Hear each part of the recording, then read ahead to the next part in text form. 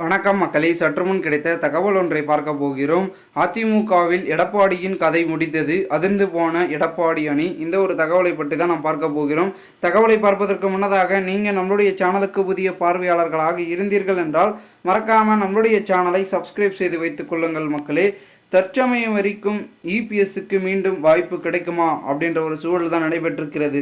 அதாவது என்னவென்றால், ஜெயலலிதா அவர்களுடைய மறைவுக்கு பின் முதல்வராக பதவியேற்றவர் தான் எடப்பாடி பழனிசாமி. அதன் பிறகு அதிமுகவில் ஒற்றை தலைமையானார் பார்த்திங்கன்னா ஓபிஎஸ் எல்லாம் இல்லாமல் தற்பொழுது தாம் மட்டுமே இருந்து ஒற்றை தலைமையாக உருவெடுத்தவர் தான் எடப்பாடி பழனிசாமி.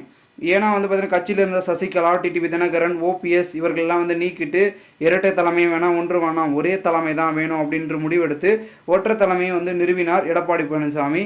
ஆனால் தேர்தலில் அவரது பார்த்திங்கன்னா தலைமையில் இதுவரை ஒரு வெற்றியை கூட பார்த்திங்கன்னா பெறவில்லை என்பது தான், பதிவு செய்யவில்லை என்பது தான் மிகவும் பார்த்திங்கன்னா ஒரு யோசிக்கத்தக்க விஷயமாக பார்க்கப்படுகிறது.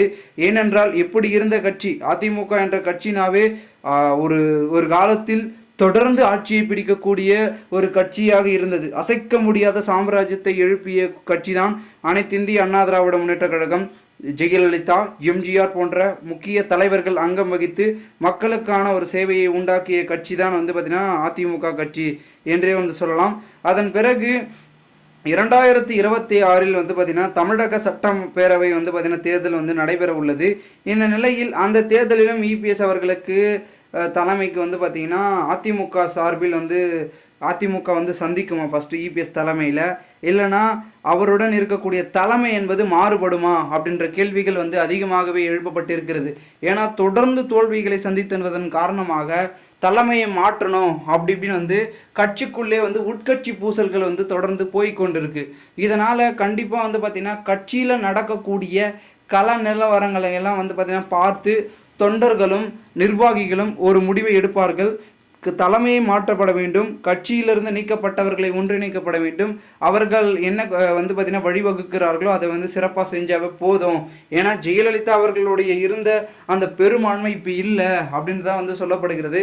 அவர்கள் இருக்கும் பொழுது மிகப்பெரிய அளவில் அதிமுக தொடர்ந்து பார்த்திங்கன்னா கணிச்சமான வாக்குகளையே பெற்று மிகப்பெரிய அளவில் வெற்றி பெற்றிருந்த அதிமுக கட்சி தற்போது டெபாசிட்டை இழக்கும் அளவிற்கு கட்சியின் நிலைமை என்பது போய்கொண்டிருப்பதாகவும் தகவல்கள் என்பது ஒரு பக்கம் பார்த்திங்கன்னா நம்மளுடைய அரசியல் வட்டாரங்களில் தொடர்ந்து தெரிவிக்கப்பட்டிருக்கிறது.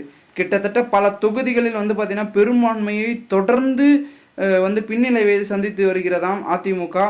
இதனால் கண்டிப்பாக அதிமுகவின் தலைமையை மாற்றணும் அப்படின்ற ஒரு முடிவில் இருக்காங்க. ஸோ எடப்பாடியின் அரசியல் கதை கொஞ்சம் கொஞ்சமாக முடிய போகிறதா, இல்லை அவர் தொடர்ந்து இணைந்து அனைவரையும் இணைத்து வேறு ஒரு பார்த்திங்கன்னா ஒரு கட்டமைப்பு அதிமுகவில் கொண்டு நம்மளுடைய 2026 சட்டமன்ற தேர்தலில் வெற்றி பெற பார்த்திங்கன்னா நிலையை உருவாக்குகிறாரா அப்படின்றத நம்ம பொறுத்திருந்தான் பார்க்கணும். ஏன்னா சட்டமன்ற தேர்தல் என்பது மிக முக்கியமான தேர்தல். இந்த தேர்தலை மாதிரி கோட்டை விடக்கூடாது. அப்போது இப்போ எதிர்கட்சியாக இருக்கிறது ஆளுங்கட்சியாக மாறணும். ஸோ எதிர்கட்சியாக இருந்துட்டு இன்னும் 3வது இடத்தையோ 4வது இடத்தையோ தள்ளப்பட்டால் அதிமுக அவருடைய அரசியல் அஸ்தமனம் அப்படின்றத ஆகிவிடும். ஸோ அதை ஆகாமல் பார்த்துக்க வேண்டியது எடப்பாடியாக இருக்கட்டும், இல்லை தலைமை அதிமுக இருக்கக்கூடிய தலைமையில் இருக்கக்கூடிய ஒவ்வொருவர்களுடைய கடமை அப்படின்னே சொல்லிட்டு வராங்க. பார்க்கலாம் என்ன நடக்கிறது என்பதை. மேலும் இந்த ஒரு தகவலை குறித்த பொதுமக்கள் உங்களுடைய கருத்துக்களை கமெண்ட் மூலமாக தெரிவிங்கள். இது போன்று நீங்கள் அரசியல் சார்ந்த நிகழ்வுகளாம் தினசரி தெரிந்து கொள்ள நம்மளுடைய சேனலை சப்ஸ்கிரைப் செய்து வைத்துக் கொள்ளுங்கள். நன்றி, வணக்கம்.